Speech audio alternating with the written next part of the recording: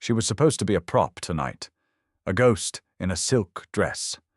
Gabriel had handed her a diamond ring that cost more than her life and gave one strict instruction: pretend you're my wife.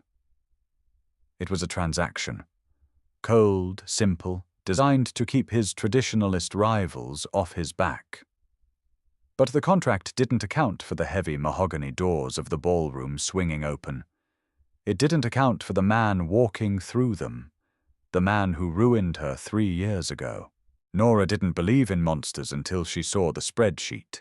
Her brother, Thomas, had always been a liability, but she thought his vices were contained to bad investments and cheap liquor.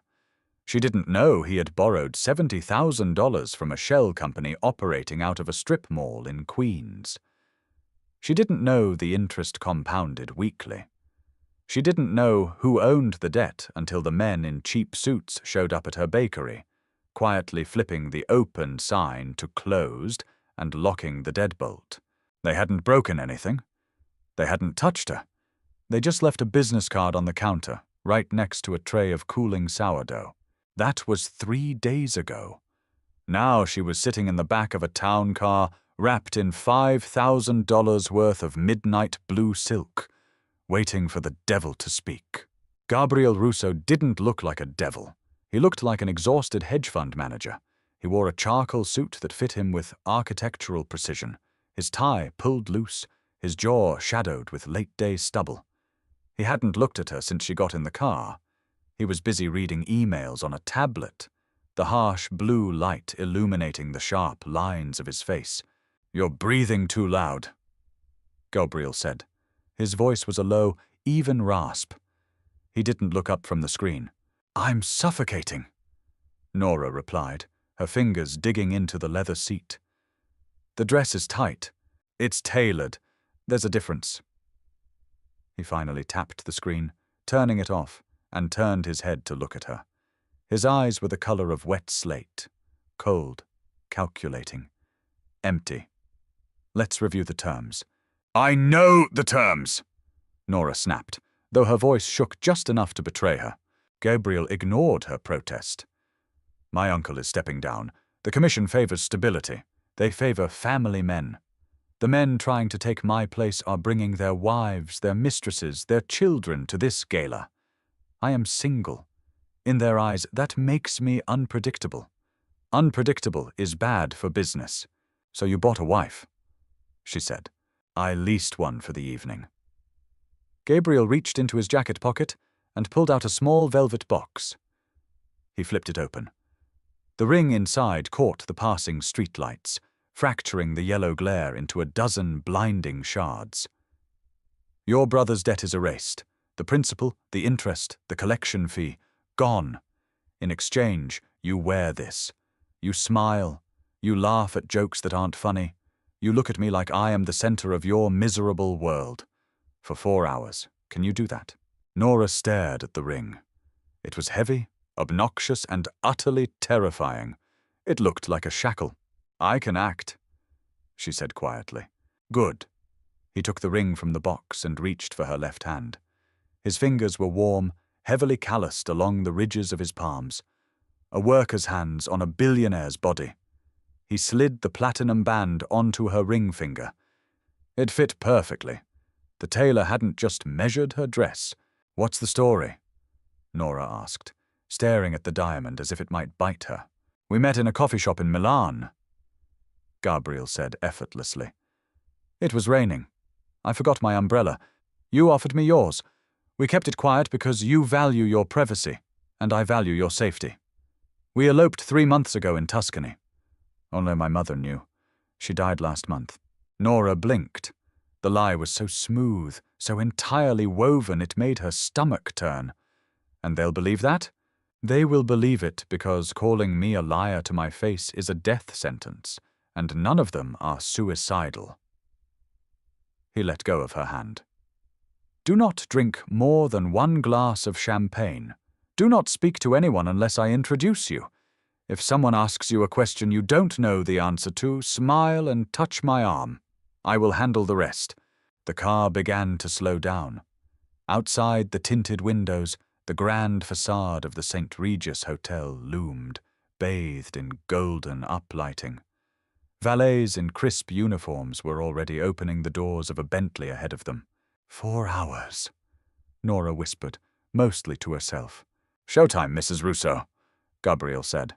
The air in the Astor Ballroom tasted like copper and expensive lilies. Nora stepped out of the town car, and the flashbulbs hit her immediately. She flinched, but a hand settled firmly on the small of her back. Gabriel. His touch wasn't forceful, but it was an anchor. It guided her forward, past the velvet ropes, up the marble steps, and into the belly of the beast. "Keep your chin up," he murmured, his breath brushing her ear. To the cameras, it looked like a lover's whisper. "You belong here." She didn't. She belonged in a flour-dusted apron, arguing with her supplier about the price of vanilla beans. But as they crossed the threshold into the ballroom, Nora forced her spine rigid. She pasted a smile on her face, a soft, secretive smile that felt entirely alien. The room was vast, an ocean of crystal chandeliers, gold leaf, and tailored velvet. A string quartet played Vivaldi in the corner, entirely drowned out by the low, predatory hum of conversation. As Gabrielle and Nora walked in, the room seemed to exhale collectively. Heads turned, eyes dragged up and down Nora's frame, weighing her, assessing her threat level. She felt like a piece of meat thrown into a wolf enclosure. "Gabriel!" a voice boomed. A large man, with a thick neck and a face flushed red from whiskey, approached them. He wore a tuxedo that was too tight across his broad chest. His eyes were small, dark, and mean. "Vincent," Gabriel said, stopping. He didn't offer his hand. Vincent didn't seem to care. His gaze immediately locked onto Nora. He didn't bother to hide his appraisal. Well, the rumors were true. You finally settled down. I thought you were married to the ledger, Gabe." "Priorities change," Gabriel said smoothly. He shifted his stance just slightly, positioning himself half an inch in front of Nora. It was a subtle, territorial move. "Nora, this is Vincent. He handles logistics by the ports. Vincent, my wife, Nora." Nora extended her hand. Vincent took it. His palm was damp. "A pleasure," Nora lied, keeping her voice light. Vincent squeezed her hand a fraction too hard, testing her. "Where did you find her, Gabe? She doesn't look like our usual crowd." "She isn't," Gabriel replied. His voice dropped an octave, the conversational warmth vanishing instantly. The temperature in their small circle seemed to plummet. "That is precisely why I married her. Let her hand go, Vincent." Vincent laughed, a nervous barking sound, and released her hand. "Just playing around, Gabe. Don't be so touchy. Congratulations, to both of you." He backed away, melting quickly into the crowd. Nora let out a breath she hadn't realized she was holding. Her hand was trembling. Gabriel leaned down again. "You did well. He's a bully. Bullies only look for weakness." "Are they all like that?" she asked, grabbing a flute of champagne from a passing waiter's tray. "No," Gabriel said, taking the glass from her hand and placing it back on another tray. "Some of them are smart. Those are the ones you have to worry about." For the next 2 hours, it was a dizzying blur of names and faces. Nora played the part perfectly. She laughed. She touched Gabriel's arm when the conversation veered into territories she couldn't navigate. She leaned into his side when she felt the heavy, scrutinizing stares of the older women draped in diamonds. And Gabriel played his part, too. He was attentive. He kept a hand on her waist, occasionally brushing his thumb against her spine in a gesture that felt startlingly intimate. When they stood at a cocktail table, he stood close enough that she could smell the bergamot and cedarwood of his cologne. It was intoxicating, and for a brief, terrifying moment, Nora almost forgot it was a performance. She almost forgot she was a hostage holding a champagne flute.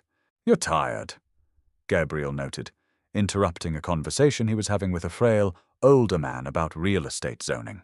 "Just my feet," Nora lied. "Go to the terrace," he said, turning fully toward her. His eyes were unreadable, but his tone was gentle. "Get some air. I will find you in 10 minutes." She nodded gratefully, slipping away from his side.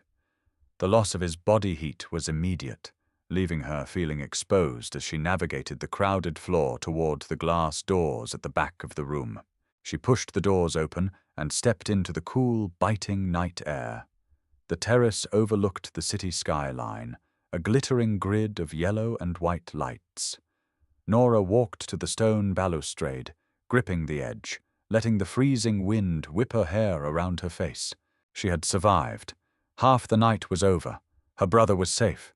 She would go back to her bakery tomorrow, and this would all be a bizarre, terrifying fever dream. The heavy glass door behind her creaked open. "I thought I recognized the back of that neck," a voice said. Nora froze. The wind seemed to stop.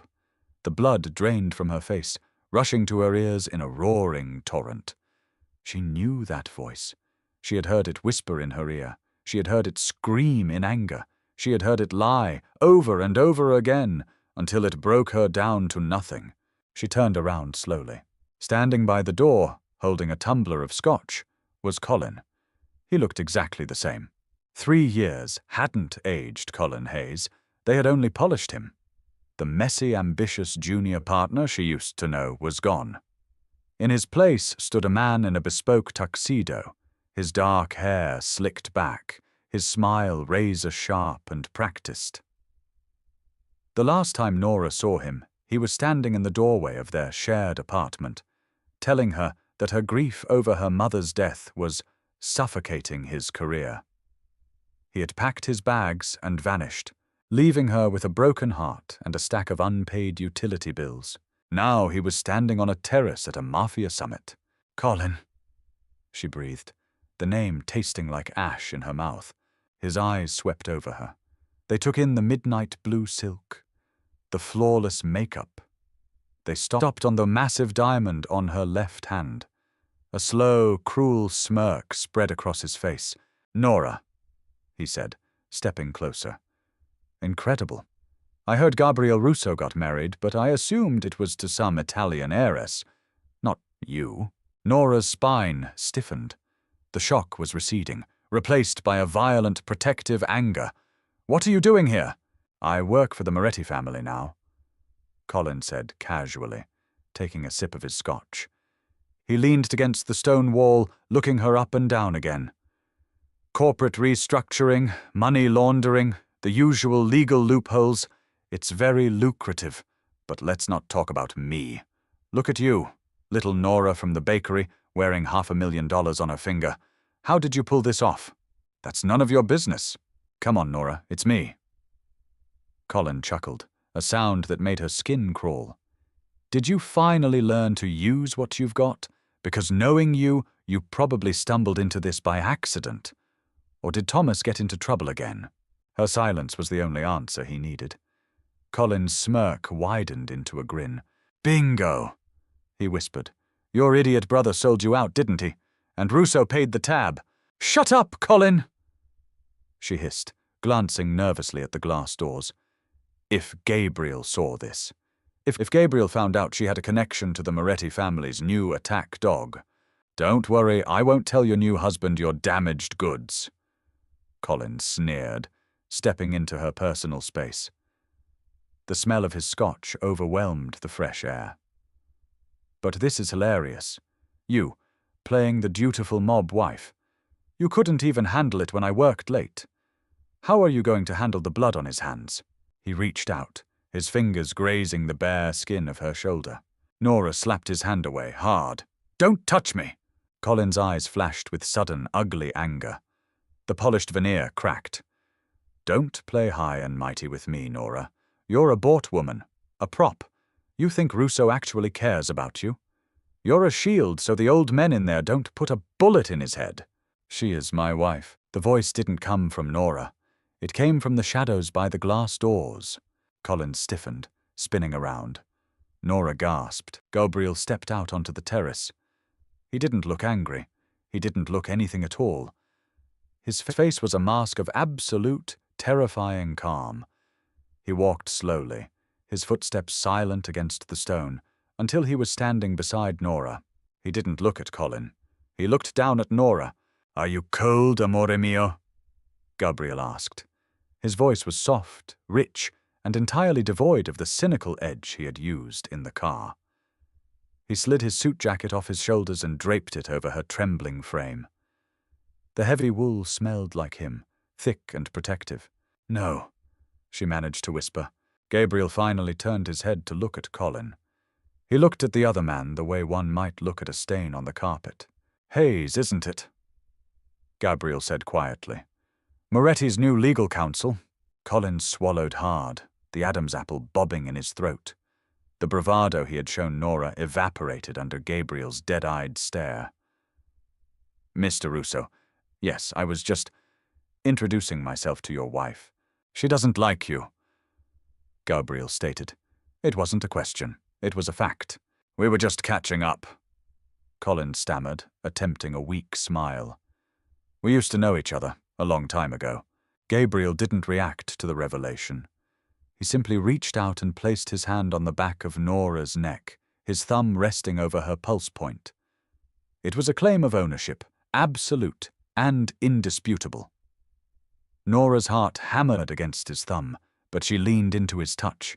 "She is my wife now," Gabriel said, his voice dropping to a near whisper that carried perfectly in the quiet air. "If you ever speak to her again, if you ever look at her again, if you ever breathe the same air she breathes without my express permission, I will not call your boss. I will not file a grievance with the commission." Gabriel stepped half a pace forward, forcing Colin to press his back against the stone wall. "I will personally take you down to the docks," Gabriel promised, his eyes boring into Colin's. "And I will make sure the last thing you see before the water fills your lungs is my face. Do we understand each other, Mr. Hayes?" Colin was pale, visibly trembling. He nodded rapidly. Yes, sir. Understood. Get out of my sight." Colin didn't walk. He fled, nearly tripping over his own feet as he scrambled back through the glass doors and into the safety of the crowded ballroom. Silence descended on the terrace, heavy and absolute. Nora stood frozen under the weight of Gabriel's jacket. Her chest heaved. The adrenaline was crashing, leaving her dizzy and nauseous. She waited for Gabriel to turn on her. She waited for the cold interrogation, the accusation that she had compromised him by knowing the enemy. Instead, Gabriel turned to her, his hand falling from her neck to her shoulder. "Are you all right?" he asked. Nora stared at him, bewildered. You're not mad?" "He works for Moretti." "I don't care who he works for," Gabriel said flatly. "I asked if you were all right." "He's my ex." The words tumbled out of her mouth before she could stop them. "He left me 3 years ago. I swear I didn't know he was going to be here. I didn't know." "Nora, stop." Gabriel's hands gripped her shoulders, firm but not painful, grounding her. "Breathe." She took a shaky breath, the cold air filling her lungs. Gabriel watched her carefully. The cold, empty slate of his eyes shifted, revealing something darker, something fiercely territorial. "He broke your heart." It wasn't a question, but Nora nodded anyway. A single pathetic tear spilled over her lashes. She wiped it away furiously, embarrassed. "It was a long time ago. I was stupid." "You were human," Gabriel corrected her. He reached up, his thumb catching a second tear before it could fall, his calloused skin rough against her cheek. He stared down at her for a long moment, the sounds of the party muffled behind the thick glass. "The contract," Gabriel said slowly, his voice low, "stated that you pretend to be my wife for 4 hours." "I know," Nora whispered. Gabriel's jaw tightened. "I am amending the terms." "Amending?" Nora repeated. The word sounded foreign. Her voice barely carried over the low hum of the wind. "You can't amend a deal we already struck. I did what you asked. I wore the dress. I smiled at the monsters. My brother's debt is cleared." "Your brother's debt to my family is cleared," Gabriel corrected, his tone flat. He didn't step back. He kept his hands lightly on her shoulders, a grounding weight. But Colin Hayes works for the Moretti family now. He knows who you are. He knows your background. That makes you a vulnerability. I'm a baker, Nora said, a desperate laugh escaping her throat. I sell croissants. I'm not a vulnerability to anyone. You are wearing my ring. Gabrielle's gaze dropped to her left hand. The diamond caught the ambient light from the city below, a heavy, glittering anchor. In this world, that makes you a target. Hayes will go back to his boss tonight. He will tell him I married a civilian. He will tell him you are weak, that you can be leveraged. By tomorrow morning, the Morettis will have eyes on your apartment. They will have eyes on your bakery. Nora's stomach plummeted. The champagne she had forced down earlier turned to acid. She stepped back, out of his grip, though she kept his heavy wool jacket pulled tight around her chest. No, that wasn't the deal. Her chest heaved. I am not part of this. I go back to my life tomorrow. You go back to yours. We tell them it didn't work out. We tell them I left you. Men like me don't get left, Gabriel said smoothly. Not without a body count. If you disappear tomorrow, they will assume I killed you, which invites an inquiry from the commission. Or they will assume you ran, which means you are unprotected. If you are unprotected, the Morettis will take you. They will use you to get to me. Why would they use me to get to you? You don't even like me. They don't know that. The absolute certainty in his voice silenced her. Gabriel took a step forward, closing the distance she had just created. He looked tired. The harsh lighting from the ballroom spilled through the glass doors, highlighting the deep grooves around his mouth. I bought you for 4 hours to solve a political problem, Gabriel said quietly. I did not anticipate a ghost from your past working for my primary rival. The parameters have changed. You are not going back to your apartment tonight. Where am I going? With me. For how long? Until the Morettis are no longer a threat, he said. He didn't sugarcoat it. He didn't offer empty comforts. He just offered the bleak, undeniable truth. Your brother will be relocated. I have men packing his bags right now. He'll be on a flight to Seattle by midnight. Nora stared at him, the reality of her situation slowly suffocating her. She had traded a $70,000 debt for a life sentence in a world she didn't understand. She didn't argue. There was no point. You don't argue with a landslide. You just try not to get crushed. The ride away from the St. Regis was silent. The town car crawled through the late-night Manhattan traffic, the rain starting to fall in heavy, rhythmic sheets against the tinted glass. Gabriel spent the entire ride on his phone. He spoke in rapid, clipped Italian. Nora didn't need to speak the language to understand the tone. It was the sound of a machine grinding into motion. Orders were being given. Lines were being drawn. They didn't drive to a sprawling suburban estate. The car pulled into a private, underground garage beneath a restored brownstone in Brooklyn Heights. Gabriel ended his call as the engine cut off. He looked over at her. She was staring at her hands, her fingers tracing the cold metal of the ring. You will be safe here, he said. Being safe in a cage doesn't make it less of a cage, Nora replied, not looking up. Gabriel didn't flinch at the accusation. He simply opened his door. Welcome home, Mrs. Russo. The brownstone was beautiful, but it felt entirely devoid of life. It was a masterpiece of modern architecture, dark oak floors, exposed brick, massive windows fortified with bulletproof glass. Everything was clean. Everything was sharp. There were no photographs, no books left open on a coffee table. It looked like a high-end furniture showroom waiting for an occupant who never arrived. Guest room is on the 3rd floor. First door on the right, Gabriel said, shrugging off his suit jacket and tossing it over a leather armchair. He loosened his tie. He looked past her, his mind already moving to the next problem. There are clean clothes in the closet. My housekeeper stocked it this afternoon when I made the decision to bring you here. Nora paused at the base of the floating staircase. You decided this afternoon. I am paranoid, Gabriel said, pouring 2 fingers of amber liquid into a crystal glass at a small wet bar. It keeps me alive. I prepared for the possibility that our ruse would require a longer performance. You knew, she accused, her voice tight. You knew from the beginning this wasn't a 4-hour job. Gabriel finally looked at her. He took a slow sip of his drink. I knew it was a possibility. Tonight confirmed it. Go to sleep, Nora. Tomorrow is a long day. She wanted to scream at him. She wanted to throw the heavy crystal vase sitting on the console table straight at his head. Instead, she turned and walked up the stairs, her silk dress dragging heavily against the steps. The silence of the house woke her. It wasn't the peaceful quiet of a Sunday morning. It was a heavy, suffocating silence, the kind that pressed against her eardrums. Nora sat up in the massive, unfamiliar bed. The sheets were high thread count Egyptian cotton, cold and unforgiving.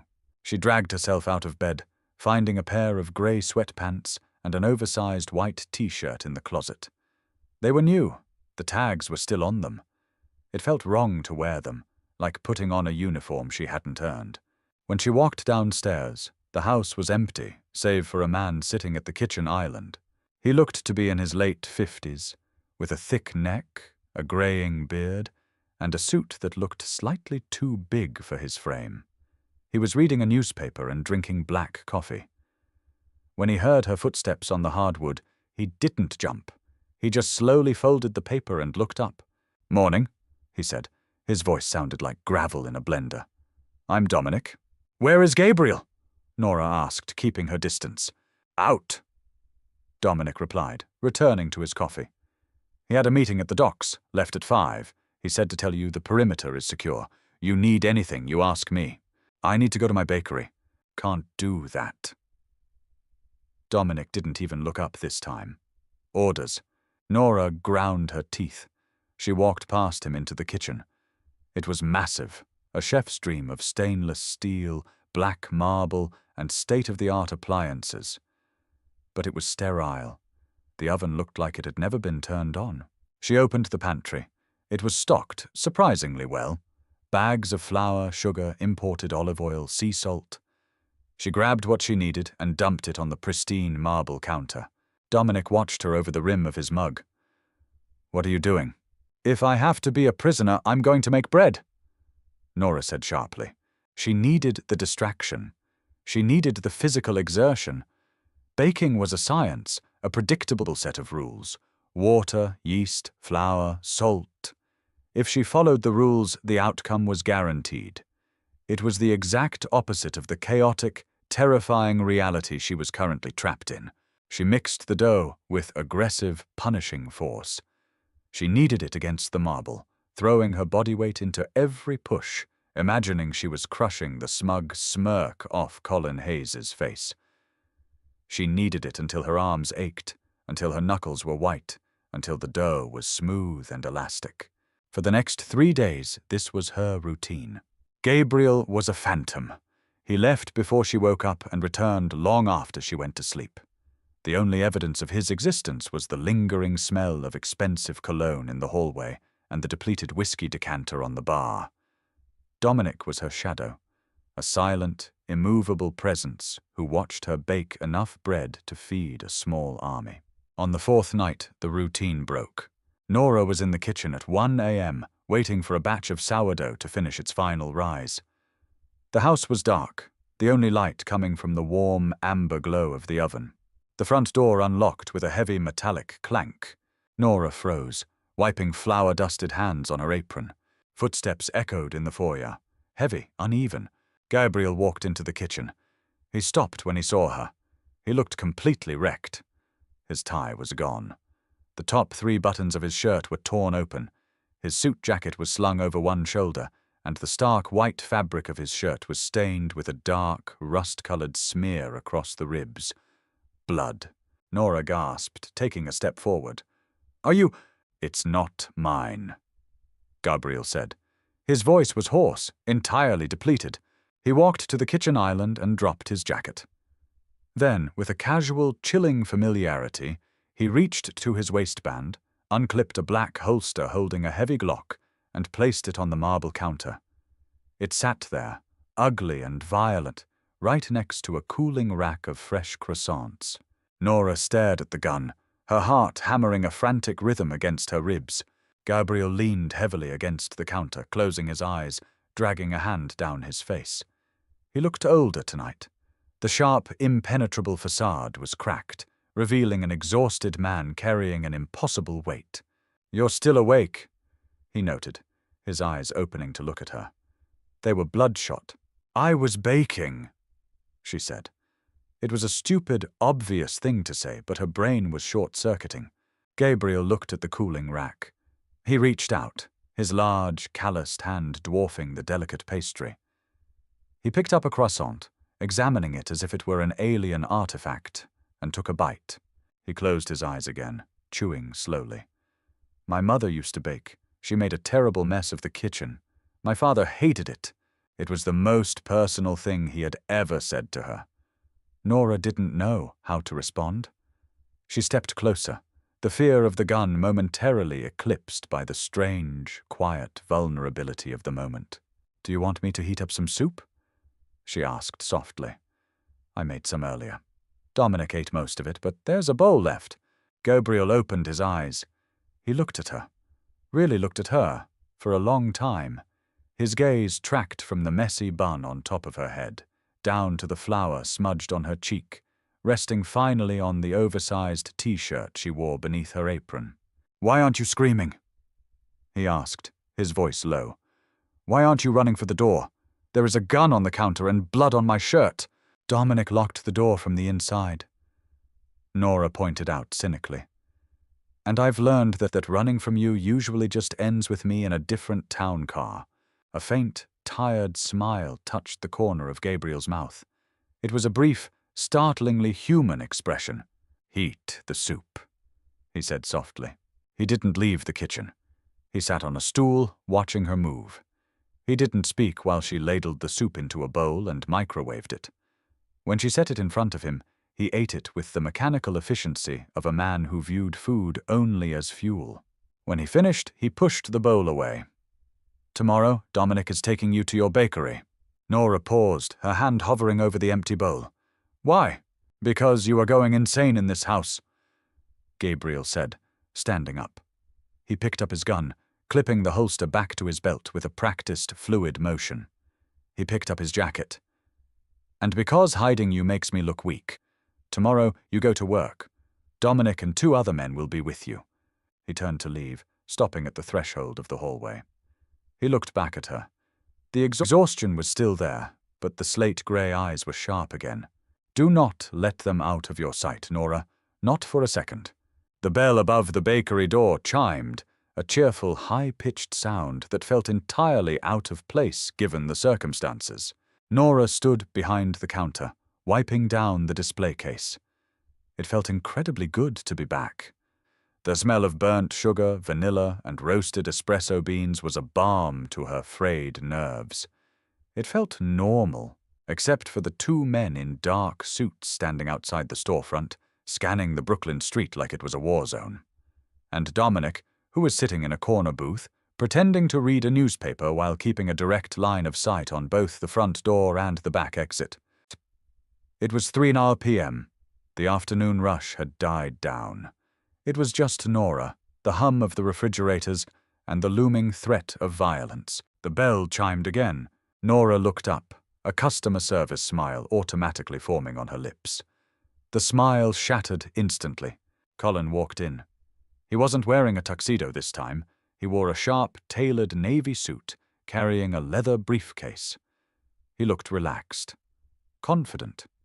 2 men stepped in behind him, large, square-jawed men whose suits bulged slightly at the waistline. Dominic dropped his newspaper. He didn't stand up, but his right hand slipped smoothly beneath his jacket. Colin ignored Dominic. He walked straight to the counter, resting his hands on the glass display case, looking down at the array of tarts. "The lemon ones were always my favorite," Colin said, his voice entirely conversational. Nora's blood turned to ice. She grabbed a heavy steel bench scraper from the counter, gripping it tight enough to turn her knuckles white. "Get out! Now! That's no way to treat a paying customer." Colin smiled, leaning closer.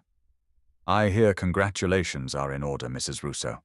The word on the street is that Gabriel moved you into the brownstone. Very protective of him. Very uncharacteristic. I'll give you 3 seconds to turn around before I call the cops." Nora lied, knowing full well she couldn't call the police. Gabriel was the police. Gabriel was the law. "You won't call anyone," Colin said softly. He placed his leather briefcase on the glass counter. He popped the latches. "I'm here on official business, as a messenger." Dominic stood up, his chair scraping loudly against the tile floor. "That's enough. Hands off the counter, kid." Colin's 2 men shifted, stepping in front of their boss, creating a wall of muscle. The air in the bakery thickened, heavy with imminent violence. "Stand down, old man," Colin sneered over his shoulder. He turned his attention back to Nora, sliding a thick manila envelope out of his briefcase. He pushed it across the glass. Gabriel's little stunt at the gala didn't fool anyone. "Moretti knows this is a sham. He knows about your brother's debt." Nora stared at the envelope. She didn't touch it.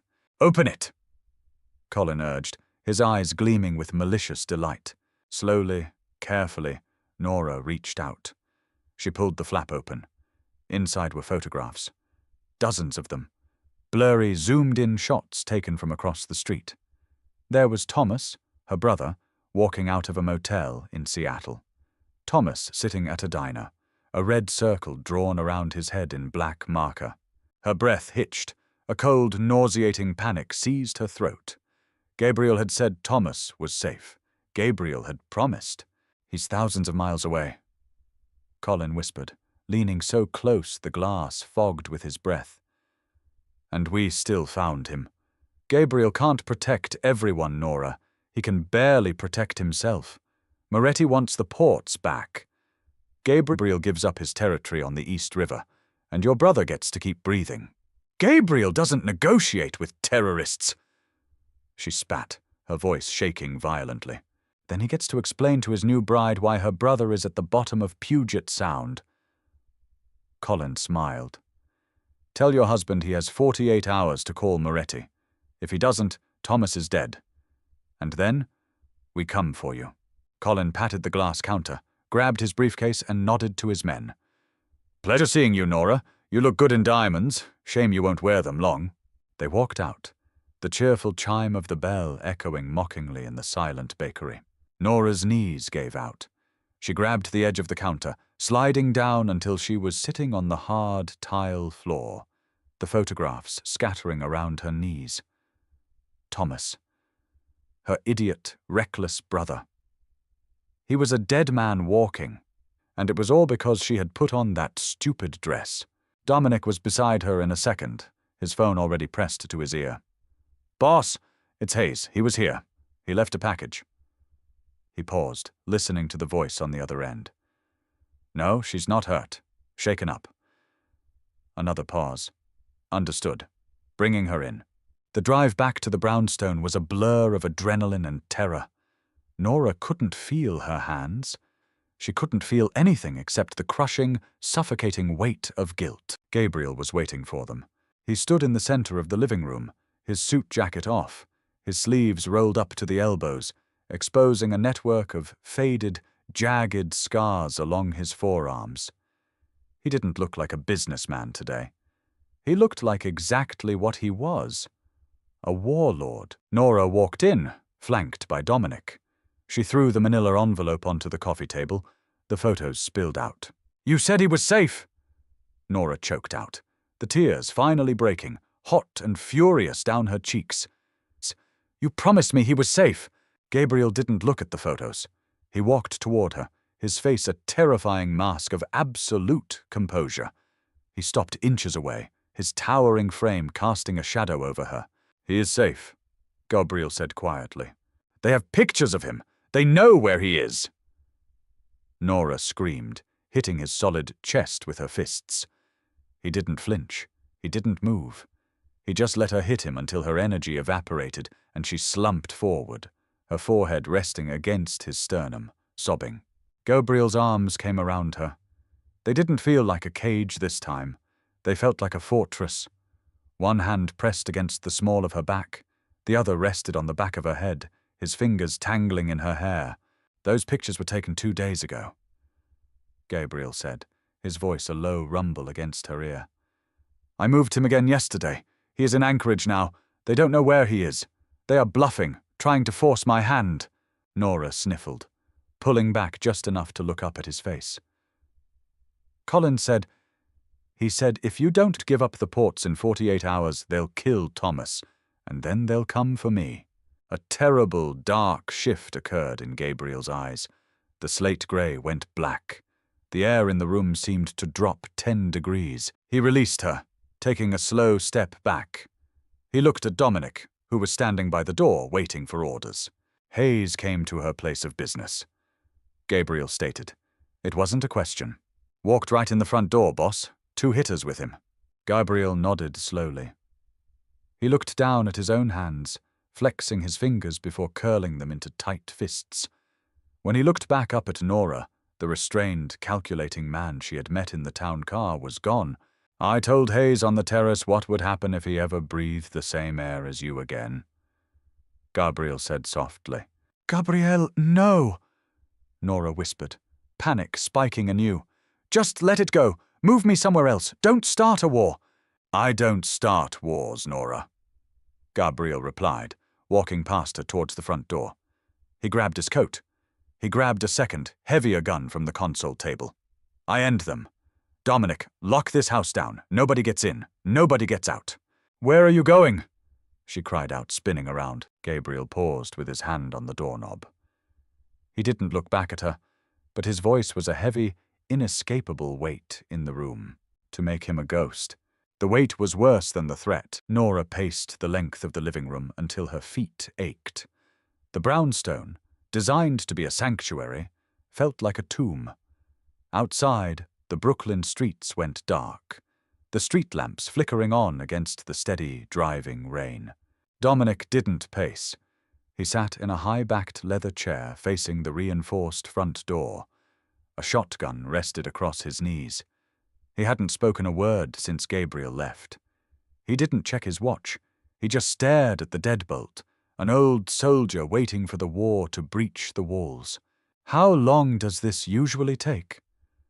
Nora asked, breaking the silence around midnight.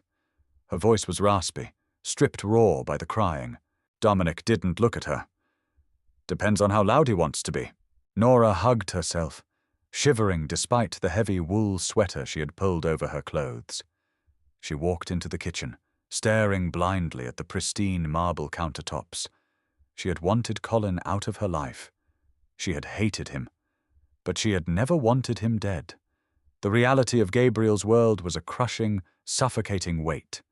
He dealt in absolute permanence. A problem arose, a problem was erased. At 3:14 a.m., the heavy metallic click of the deadbolt echoed through the silent house.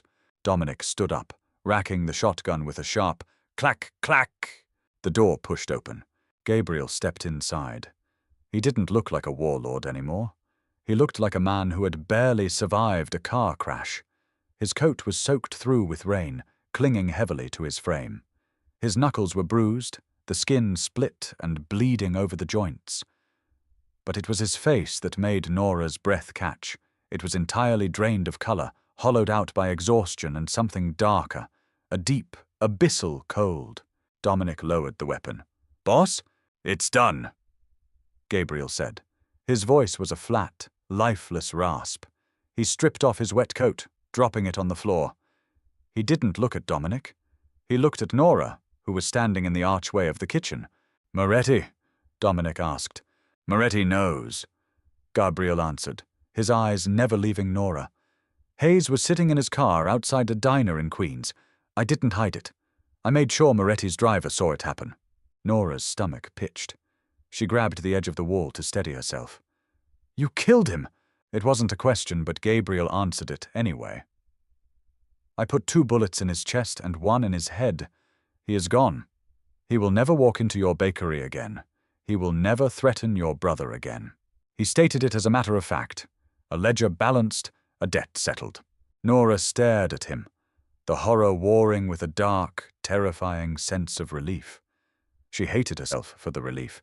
She hated that she felt safe because this man had committed murder in the rain.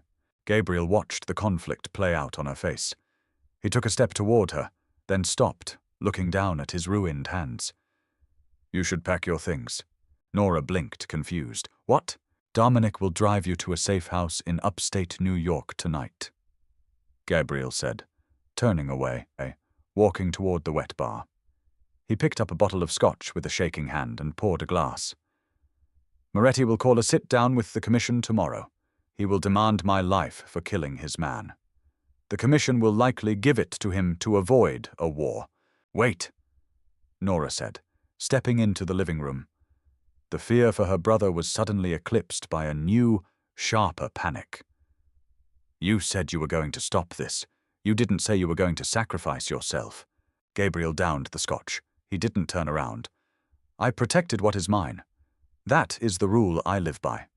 But the commission has rules too. Killing a rival boss's lieutenant without authorization is a death sentence. I knew the price when I pulled the trigger." "Then why did you do it?" she demanded, her voice cracking. "If you knew they would kill you, why didn't you just relocate Thomas again? Why didn't you just hide me?" Gabriel slowly turned around. The coldness in his eyes was gone, replaced by a fierce, burning intensity that pinned her to the floor. "Because he touched you," Gabriel said, his voice dropping to a low, lethal whisper. Because he looked at you and saw a pawn. Because I realized, standing on that terrace 3 nights ago, that I would burn this entire city to the ground before I let another man make you cry." Nora stopped breathing. The air vanished from the room. Gabriel set the glass down. He looked exhausted, utterly defeated. "You were supposed to be a prop, a 4-hour contract. I broke the rules, Nora. I let it become real. And in my world, when you let things become real, you die for them. Go upstairs, pack your bag. Dominic is waiting." He walked past her, heading for the stairs, a ghost preparing for his own execution. "No." The word was quiet, but it stopped Gabriel in his tracks. He turned his head. Nora stood trembling in the center of the room. She was a baker, a civilian, a woman who worried about yeast cultures and utility bills. But she was also the woman wearing Gabriel Rousseau's ring, and for the first time since he put it on her finger, she felt the weight of it not as a shackle, but as a shield. "You told me the commission values tradition," Nora said, her heart hammering frantically against her ribs. She forced herself to meet his eyes. "You told me they value family men." Gabriel frowned, his brow furrowing. "Nora, this isn't a game. They will kill me. Not if you were defending your wife," she said, the realization crystallizing in her mind. She walked toward him, closing the distance. "If Colin Hayes threatened a prop, you committed murder. But if Colin Hayes threatened the wife of a boss, if he threatened your family, old school rules apply, don't they?" Dominic, still standing by the door, let out a low whistle. "She's right, boss. The code of Omerta. A man's home, his wife, his blood, they are untouchable. If a rival breaches that, retaliation is justified, but they have to believe she's really your wife. They have to believe the threat was against the family, not just a business asset." Gabriel stared down at her, his jaw tight. "I will not drag you into a room full of monsters and ask you to lie for my life. If they see through it, they kill you too." "You dragged me into a ballroom to save your business," Nora pointed out, her voice hardening. She reached out and took his bruised, bloody hand in hers. She didn't flinch. "I am dragging myself into that room to save your life. We had a deal, Gabriel. I don't break my contracts." The warehouse was located in Red Hook, smelling of rust, salt water, and old blood. It was a neutral ground, stripped bare. No weapons allowed inside, though the dozen heavy-set men standing in the rain outside made the rule feel like a technicality. Nora walked beside Gabriel, her arm looped through his. She wasn't wearing a ball gown today. She wore a sharp, black, tailored coat, dark slacks, and a pair of leather gloves. She looked austere, cold. She looked like she belonged. Gabriel walked with a heavy limp, a parting gift from a brief scuffle with one of Moretti's men the night before, but his spine was forged steel. He didn't look at the men guarding the doors. He didn't hesitate as they stepped out of the gloomy daylight and into the cavernous, dimly lit interior. In the center of the concrete floor sat a heavy wooden table. 6 men sat around it. They were old. Their faces were weathered maps of cruelty and survival. At the far end of the table sat Moretti. He was a small, wiry man with a face like a hatchet and eyes that missed absolutely nothing. Moretti didn't stand when they approached. He leaned back in his creaking metal chair, lighting a cigar. "You got nerve, Russo," Moretti rasped, exhaling a plume of thick blue smoke. "Showing up here after you gunned down my top earner? And bringing a woman to a commission meeting? You're insulting us. I am showing you the respect of presenting the whole truth," Gabriel said, his voice echoing off the corrugated metal walls. He pulled out a chair for Nora. She sat down, keeping her spine rigid, placing her hands on the table. The massive diamond caught the dim overhead light. Gabriel sat beside her. He didn't lean back. He leaned forward, resting his forearms on the wood. "You killed Colin Hayes," a heavy-set man to Moretti's left stated. It was Vincent, the bully from the gala. He looked entirely too pleased with the situation. "Without sanction. That's a violation of the pact, Gabriel. The penalty is your seat and your life." "I executed a man who threatened my family," Gabriel countered, his voice smooth as glass. "Hayes walked into my wife's place of business. He brought armed men. He threatened to murder her brother, and then he threatened her. He breached the boundary. I enforced it." Moretti laughed. It was a dry, scraping sound. "Your wife, please. We all know the girl is a rental. You bought her debt to make yourself look respectable for the old guard. She's a civilian. She's property. You don't get to claim the code for the leased car, Gabriel." "Are you calling me a liar, Carlo?" Gabriel's voice dropped an octave. The threat was immediate, a physical pressure in the room. "I'm saying you're a dead man playing semantics," Moretti sneered. He looked at Nora. "Look at her. She's shaking. She's a baker from Queens. She doesn't belong here. Tell them, girl. Tell them how much he paid you to put on that ring." Nora wasn't shaking. Under the table, her hands had been trembling. But the moment Moretti spoke to her, the moment this vicious, arrogant little man tried to reduce her to a transaction, a sudden, absolute calm washed over her. It was the same calm she felt when dealing with a broken oven or a ruined batch of dough. A crisis, a problem to solve. She slowly peeled off her leather gloves, placing them neatly on the table. "My name is Nora Russo," she said. Her voice was steady, carrying perfectly through the silent warehouse. "And Colin Hayes was a mistake I made 3 years ago." The men at the table fell silent. Gabriel looked at her, a muscle feathering in his jaw. But he didn't intervene. Nora looked directly at Moretti, holding the old boss's gaze with a coldness that surprised even herself. "Colin thought he was smart. He thought he could use my past against my husband," Nora continued, weaving the truth seamlessly into the lie. "He walked into my bakery. He showed me pictures of my brother. He told me that if my husband didn't surrender his territory, my brother would die. And then he smiled at me and told me I wouldn't be wearing this ring for long." She leaned forward, mirroring Gabriel's posture. "I am a baker," Nora said, her voice dropping into a tone of quiet, venomous conviction. "But I am also his wife. My husband didn't kill Colin Hayes over a business dispute, Mr. Moretti. He killed him because I asked him to." A stunned silence fell over the table. Even Gabriel blinked, a microscopic break in his facade. Vincent let out a low whistle. Moretti's cigar hung suspended halfway to his mouth. Nora didn't back down. She channeled every ounce of terror, every ounce of grief, every ounce of the betrayal she had felt when Colin left her, and weaponized it. She looked at these men who dealt in fear and showed them she had teeth of her own. My husband protected his home, Nora said softly.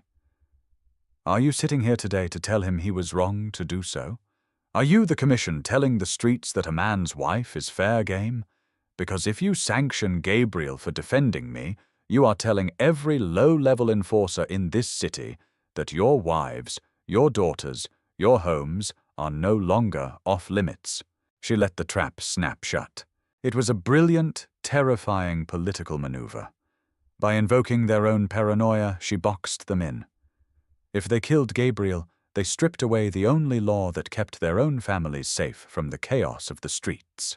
The heavy-set man, Vincent, shifted uncomfortably. He looked at Moretti. She has a point, Carlo. The code is the code. If Hayes went after the wife, he stepped out of line. She's lying! Moretti snapped, slamming his fist on the table. It's a setup! Prove it, Gabriel said quietly. Moretti glared at him. But he couldn't. There were no witnesses to the bakery threat other than Nora, Colin, and Colin's hitters, who were smart enough to keep their mouths shut if they wanted to live. Moretti had no proof the marriage was fake, and Nora had just delivered a performance so chilling, so utterly convincing, that doubt had firmly taken root in the minds of the Commission. The oldest man at the table, a frail figure with oxygen tubes in his nose, raised a trembling hand. Silence fell immediately. A man defends his wife, the old man rasped. That is the law. Hayes broke the law. Gabriel Russo acted within his rights as a husband and a boss. The matter is settled. There will be no war. Moretti looked like he was going to choke on his own rage, but he didn't argue. You didn't argue with the head of the table. He glared at Gabriel, then at Nora, his eyes promising future violence. He pushed his chair back and walked out. The meeting was over. Nora sat frozen as the other bosses filed out. The adrenaline was beginning to crash, leaving a hollow, echoing void in her chest. She had done it. She had stared down the wolves. Gabriel stood up. He didn't speak. He offered her his hand. Nora took it, letting him pull her up. His grip was entirely different now. It wasn't the controlling touch of a handler. It was the grounding hold of an anchor. They walked out of the warehouse together, into the cold, driving rain, and climbed into the waiting town car. The brownstone was quiet when they returned. The storm outside had broken, leaving the city washed clean, the streetlights reflecting off the wet pavement. Dominic locked the door behind them and quietly disappeared into the kitchen, sensing the heavy, unresolved air between them. Gabriel took off his coat and threw it over the armchair. He walked over to the bar, not to pour a drink, but to lean against it, supporting his weight. He looked at Nora. The exhaustion was back, but the death row resignation was gone. He looked at her as if he were seeing her for the very first time. You lied to the Commission, Gabriel said, his voice quiet in the cavernous room. Nora stood by the sofa, still wearing her coat. I told them what they needed to hear. You told them you ordered the hit. Gabriel shook his head slightly in disbelief. If they had called your bluff, they would have put a bullet in your head right next to mine. Why did you do that, Nora? Because you were going to let them kill you? She said, her voice shaking slightly as the delayed shock finally set in. You were going to throw your life away because of a deal we made in the back of a car. I wasn't throwing it away, Gabriel corrected gently. I was trading it, to keep you breathing. The absolute sincerity in his voice broke something open inside her. The cynical, protective shell she had built around her heart since Colin left fractured and fell apart. She crossed the room, stopping a foot away from him. The debt is paid, Gabriel, Nora said, her voice dropping to a whisper. Thomas is safe. You have your seat. Moretti backed down. The contract is fulfilled. Gabriel looked down at her. His slate-grey eyes were dark, tracking the lines of her face. Yes, the contract is fulfilled. So, Nora swallowed hard. I can go back to the bakery tomorrow. I can go back to my apartment. Gabriel didn't move. He didn't reach for her. He simply looked at her, and the vulnerability in his expression was more devastating than any weapon he carried. "You can," Gabriel said softly. "The threat is neutralized. You are free to walk out that door, Nora. I will provide a detail to watch you from a distance to ensure you are never bothered again. You can take the ring off. You can go back to your life." He was giving her the out. He was offering her exactly what she had begged for 3 days ago. Nora looked down at her left hand. The diamond caught the low light of the living room. It was heavy. It was a target. It represented a world of violence, of paranoia, of blood in the rain. But it was also given to her by a man who had ripped his own life apart to ensure she didn't shed a single tear. A man who sat in her kitchen at 1 a.m. and ate croissants while covered in blood. A monster who treated her like a queen. She looked back up at Gabriel. "What if I don't want to go back to my apartment?" she asked. Gabriel's breath hitched. A minuscule, barely perceptible movement. "Nora, you don't know what you're asking for. This life, it's a cage. I live in the dark." "I know," she said, stepping into his space. She reached up, resting her palm flat against his chest, right over his heart. It was beating a frantic, heavy rhythm against her skin. "But I make really good bread. I think I can handle the dark." Gabriel stared at her, searching her eyes for any sign of fear, any sign of obligation. He found only fierce, absolute certainty. Slowly, reverently, he reached up. His calloused, bruised hands cupped her face. He didn't pull her into a desperate kiss. He simply rested his forehead against hers, closing his eyes, letting out a long, ragged exhale that sounded like a surrender. "You are insane," he whispered, his breath ghosting over her lips. "I married a Mafia boss to pay off a loan," Nora murmured, closing her eyes, leaning into his warmth. "Sanity left the building a long time ago." Gabriel's mouth finally found hers. It wasn't the cold, calculated touch of a performance. It was a promise. It was desperate, possessive, and entirely real. The contract was burned, the ledger was closed, and in the quiet sanctuary of the brownstone, the ghost of the past was finally laid to rest. The line between a business transaction and a matter of the heart is never as thick as we think it is. Gabriel and Nora started with a lie, but in a world built on deception, their truth became the only thing worth dying and living for. If this dark, gritty romance kept you on the edge of your seat, smash that like button right now. Don't forget to subscribe to the channel and hit the notification bell so you never miss a new story. Share this video with a friend who loves a protective, ruthless hero and drop a comment below. Would you have signed Gabriel's contract?